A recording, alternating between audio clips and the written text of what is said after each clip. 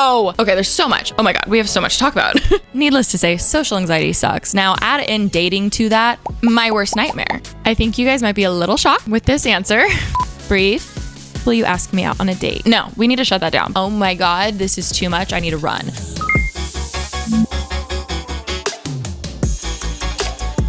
Hey guys, welcome back to another episode of What Would Alisha Title Her Solo Podcast? If you didn't see, I uploaded a video similar to this a few weeks ago. If you didn't see it, I highly recommend watching it. I'll have it linked in the description box for you, but I answered a lot of questions that I've just avoided over the past few years, or like my entire career actually. But it meant so much because not only did you guys love that video, but I had said how I really wanted to do more of these, and thank you so much for all the response on that. Honestly, I'm really excited to make it a series and just do more chit chats with you, more little heart to hearts, big sis advice. So yeah, here we are having a real talk. So like this video if you want more real talks like this. Don't forget to subscribe if you're new. And if you actually do know me in person, please don't watch this. Like, I don't want you listening. Also, mom, you too. That includes you. I just want this to feel like a real chit chat, big sis advice, like therapy session. And I don't want to be thinking, what if he sees this in my head? Let's talk about social anxiety and dating. I put it on my Instagram story for you guys to ask me specific questions, and I can even just talk about me a little bit. So go follow me on Instagram and, you know, all the socials, all that fun stuff. Question. Well, you're watching this video. I was going to say, do you have social anxiety? You're watching this video. You probably do. If you don't, congrats.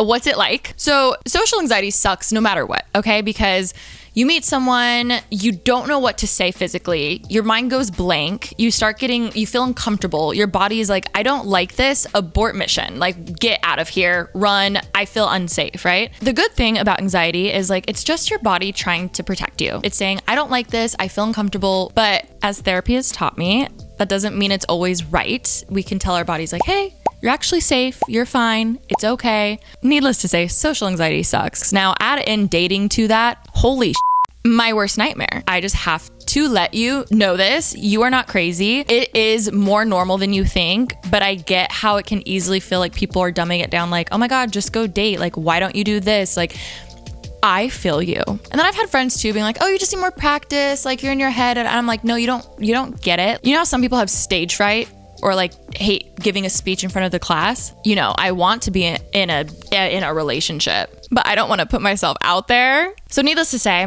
I got you. You're not crazy. I would love, love, love for the comments to be just a whole thread of everyone. Go follow me on Threads. I would love for the comment section just to be a safe place for you guys to like help each other out. Feel free to comment to each other, like share stories, etc. But first question, let's get into it. Ooh, how do you identify your social anxiety? I think the first time I realized I had a problem, not a problem, we don't have problems here, okay? But the first time I realized I struggled with social anxiety, I realized I still felt anxious around people I knew. I used to always just label it as, oh, it's just meeting new people. It's just strangers. At one point, there was this one girl specifically who I met through YouTube and we hung out a lot, but not enough to where I felt like I could open up and be myself. And anytime I would see her, I'd kind of like blank out and just not know what to say. I'd be like, Alisha, ask something. And then my mind would be blank and then I'd act awkward and I'm like, oh my God, I just feel so in my head. I feel fake. I'm being like, oh my God, hi, how are you? But like, there was no depth to what I was saying. I even traveled with this girl like internationally and it's like I forgot that. And I remember thinking like, what is the matter with you, Alisha? You know this girl. You're friends. Why are you tweaking out? Why are you being weird? Especially after I had initially met someone. I'm pretty good at like decent small talk, but once it's past that type of stuff and then it gets into making a deeper connection or relationship with that person, that would always be hard for me. But honestly, it's so different for everyone though. Next question, how has your social anxiety changed over the years? Unfortunately, it's gotten better, but also it hasn't gotten better. I think for the longest time I thought, oh, if I just wait like overnight, it's gonna be better. It doesn't. I hate to break it to you. For instance, one thing that's helped me, if I hadn't seen someone in a long time, or maybe I even saw them recently, before I see them, taking 2 seconds to think back to, when was the last time I saw them? What was our last conversation about? And it can be so hard too, because I'm like, did we talk about this in real life? Or did I see this from social media?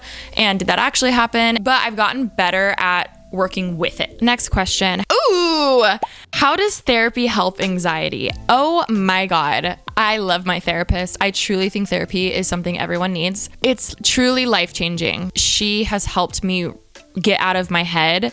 If I had anxiety over a guy not texting me or thinking my friend's mad at me, like she would really help me focus on the facts. She's like, okay, Is this the normal behavior? You know, is there a reason why she may be upset with you? Maybe he's just busy. And regardless of all of this, the way you're feeling right now, instead of running from it, instead of trying to mask it, to hide it, to pretend to be busy, to avoid it, sit with it. Honestly, her telling me to sit with my anxiety helped a lot. Instead of seeing it as this huge, crazy monster, and I mentioned this earlier, but like in reality, your anxiety is just part of you that got hurt, most likely during childhood, who's trying to keep you safe. It's that like younger child in you who's like, I don't like this. Last time we did this, it made me really scared.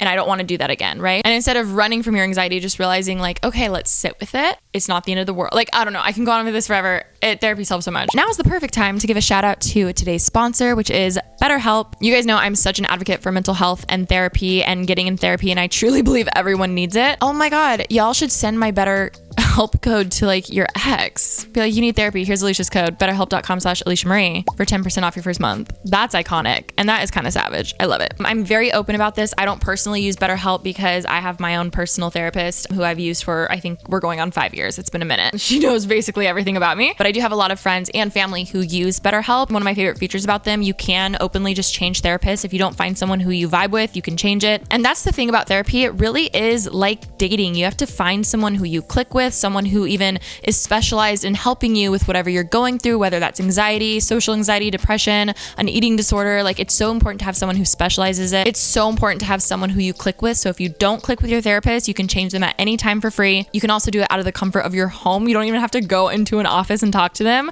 especially if you have social anxiety. That can be a lot. You can literally lay on your couch and text your therapist and she can help you get through it.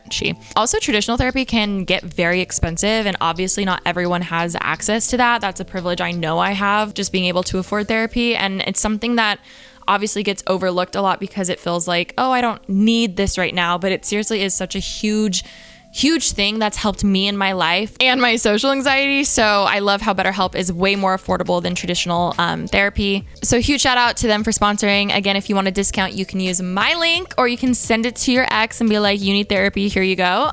You need BetterHelp, but go to betterhelp.com/AlishaMarie for 10% off your first month. So thank you, BetterHelp, for sponsoring this video. Seriously, it means so much. How do you feel in control when your anxiety makes everything feel out of control? Great question. The way to feel in control with your anxiety is to allow yourself to not feel in control and like actually realize that that's okay.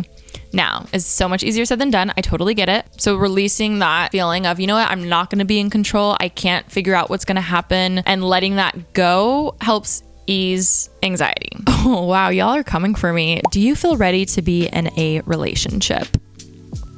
I think you guys might be a little shocked with this answer. I don't know, but I truly didn't feel like I was in the right place mentally or ready. I was like, you know what? This social anxiety is never going to get easier. You just kind of, what are you going to do? Be single your whole life? No, I don't want that, which is totally fine if you do, but I personally, I don't. And I really felt like I was ready. And then there were a few different instances this year where I learned I am not ready. And it just felt like a lot, and I got overwhelmed and I felt so anxious. I was like, I don't like this. I don't like this. I don't like this. And truly, they did nothing wrong. The thought of commitment absolutely terrified me. And now being older, I'm like, oh my God, well, relationships are a lot of work. Overall, do I feel ready to be in a relationship? Yes. Like, I do feel ready. Am I absolutely terrified and scared? Yes. Like, you know, I got the opportunities a few times and I was like, oh my God, this is too much. I need to run. And then I found out about avoidant attachment styles and anxious attachment styles. I'm pretty sure I have both. It was like, you're avoidant and you run from problems. And I was like,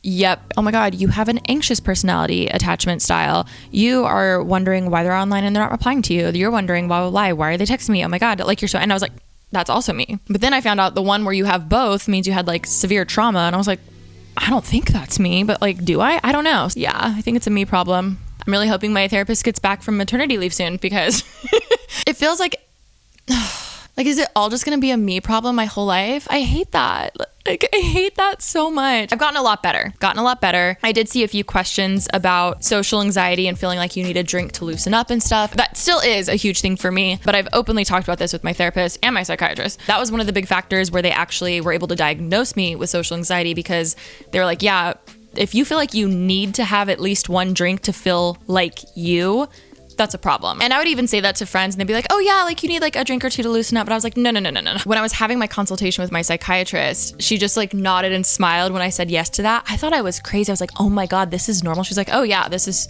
so normal. I thought I was literally like an alcoholic. And she was like, no, you just have social anxiety and you lean on that a little too much. And I was like, I feel like I had to sit down with myself a few times and be like, Alisha, you're fun as you're hot, you're funny. Stop being in your head and stop feeling like you need to have a drink to be you, because in the end, like that, it's not the drink making a difference. It's you. Oh, okay. This isn't okay. Alisha, this isn't embarrassing. Set a role model. So be a role model. I remember my social anxiety getting so much worse in 2020, as ours all probably did. But I was going to this gym. There was the hottest trainer. I hadn't even seen a cute guy in like forever, right? So we were all a little desperate around this time. I couldn't say a word around him. Like I would even like go to say hi. I couldn't say hi. Like I was like, I felt like, oh my God, Jennifer Coolidge and Legally Blonde. I was literally her. Like I was her with the UPS man, like the male guy, when she's like that was me. So one day I was so fed up with it. So I looked up social anxiety podcasts and I came across this one. It's called Shrink for the Shy Guy. Okay. This guy has such good tips, ones that have truly like stuck with me today. So like go listen to it. Shout out to him. Something that this guy said in one of these podcasts helped me so much, because he basically said, instead of even focusing on dating, you need to focus in baby steps and just focus on the social anxiety in part without the dating, because it's scary to go from 0 to 100, right? So even though we're here because we're talking about social anxiety and dating, if you don't focus on the dating part and really just focus on the social part and being better at communication, asking your friends how they are, that helped me a ton. Oh my God. How do you get over the first date nerves? Me. Take a drink. I'm just kidding. After that whole thing about alcohol. Kidding about the alcohol. What I'm really going to say is I have learned that when you're the one asking the questions, I've always struggled being the person asking questions. You're actually in more control of the conversation when you're the one asking questions. Like that puts you in the driver's seat. So if you don't want there to be an awkward pause, ask questions. Let me bring it to them, and I'm going to throw them a question being like, oh, like you mentioned you had a sister, like tell me more about her. What does she do for work? And then you can start talking about careers or something else, whatever, blah, blah, blah. And especially leaving open-ended questions where it's less of one answer things. It's like, tell me more about this. How did you feel the first time you went to this place? Or what was it like growing up in Nebraska? Ask open-ended questions. Biggest tip. Okay, how to not back out of a first date. Always get anxious right before and want to cancel. Oh, I feel you. I will say it's worse when they cancel. Because I've been there when I'm literally mid getting ready. I really have, and it sucks. The thought of even having to meet up and sitting down, that is the worst part to me. It's like finding the person. I would always be in my head of like, oh my God, what if like they're a catfish? What if they think I'm a catfish? What if I don't see them? What if like I don't know what to do? What if I'm there first? Do I go on my phone? Like, breathe. You're fine. I will say I've never had issues, and it was so much easier. Like once I saw them, oh my God, hey, what's up? And it was so much easier than I ever thought. When I came home for those dates, like the pure excitement I felt for myself, being like, oh my God, Alisha, I'm so proud of you. Like you did that. You were scared. You did it. And you even kind of enjoyed yourself. Just seeing it as a time for personal growth, like that feeling makes it worth it. So do it for yourself. Do you wish you dated more in your 20s? Now that I'm 30, oh my God, I'm making it my whole personality. Honestly, yes, 1000%. But I do have a love-hate relationship with this type of comment, because after like my first big breakup, I spent years just focusing on YouTube. Like I put my heart, soul, blood, sweat, and tears into my YouTube channel. I wasn't even thinking about dating. I truly had like no social life. Didn't even have time to like hang out with friends really, unless we were like collabing, which is very embarrassing. But that being said, I do wish I dated more in my 20s, but I also understand why I didn't. I think I wasn't in a place where I didn't even know myself. I was still struggling so much with that. My mindset on dating has changed so much. I feel like now I see it as such a way for me to have personal growth and learn things about myself versus finding the one. And I would be so in my head, like in 2 seconds, I can be like, okay, like realistically, this guy's probably not for me, but I'm gonna go on this date, have better skills, I'm gonna enjoy myself, let loose, like just have more fun with it versus being so in my head. Does your social anxiety make you more inclined to people please? Absolutely. When I tell you, even me saying that I'm a people pleaser in my consultation or even just talking to my therapist, they're like, yeah. Looking back, the amount of times I would say yes to things I didn't want to do, but I was like, oh my God, well, like they're going to be upset with me if I don't. It's honestly a disservice to yourself and that friend if you're only agreeing to do things because you're scared of saying no. Like that's horrible. I feel like I wasted a lot of years of saying yes to people when I didn't really mean it. And it took me twice as long to build the confidence to speak up for myself and not be such a people pleaser. But you know what? We're here. We're good now. Ooh, you guys are coming for me. Why do you have such high expectations in guys? Like, damn. You know what? I get it. This is a hard question because to an extent, high standards are extremely healthy. I think this comment is more so coming because I'm pretty basic. We can joke about me being like, I want a guy who's tall and brunette and hot and blah, blah, blah. Like that's the shallow answer. Like obviously when it actually comes down to finding a life partner and someone who like you like it's your person, honestly, all that stuff goes out the window and I want to focus more on character things versus like aesthetics and looks. I don't know. I think honestly, again, I don't know where you're finding men. I feel like all the ones out here, like the bar is in hell and it's good to have high expectations, everyone. It's good to realize like you are a 10, you are a goddess, you are a hot piece of shit. If you want to have fun and date, that's fine. We can do that. But when it comes down to someone who we actually want to see a future with, we got to have high expectations. And I'm talking to myself right now too. I hope you know I'm talking to you and I'm talking to me. Wait, okay. The love of my life lives in the same building and I always see him. How do I shoot my shot? Literally me in the gym. I'm going to give you some advice. I have heard to never date someone in your building because then it goes bad and then you have to see them all the time. Now, has it worked for some people? I'm sure. But I've had multiple friends be like, I will never date someone in my building again because then you have to see them all the time. I know you want that Emily in Paris moment. It might be a little rough, okay? But if you want to shoot your shot, shoot your shot. Focus on just being like that fun, like neighbor, being like, oh my God, hey, like, what are you doing? Like, oh my God, we should have a movie night, but like super chill versus like a one-time like, will you ask me out on a date? You know what I mean? Just like be that cool, chill neighbor and then he's going to fall in love with you. Did you hear me 2 seconds ago be like, don't do it? Don't do it. But if you're going to do it, he'll fall in love with you, babes. No, really. All my friends call me the Delulu friend. I'm like, oh my God, he loves you so much. And that's why he's nervous to text you. Like that's why he hasn't texted you in a month. He's just so nervous. He loves you. Oh my God. Here's the thing. I don't know if y'all like just moved in, if he's been there for a while. But next time you see him, be like, hey, I don't think I've ever introduced myself. Like, I'm so-and-so. I live 2 doors down. I live on the bottom floor, blah, blah, blah. Find out if he's single. And then shoot your shot. Like, just become buds and then see what happens. But I still don't advise it because I've heard horrible things about dating your neighbor. Everyone in the comments, please let me know if you've had horrible or good situations. Maybe you're married now. Anyway, I'm going to shut up because I keep rambling. But I hope you enjoyed another episode of What Will Alisha Call Her Solo Pod. Please leave name suggestions again in the comments for what I should title this series. But thank you guys so much for listening and still sticking with me. And I love you so much. And I will see you next time. Bye.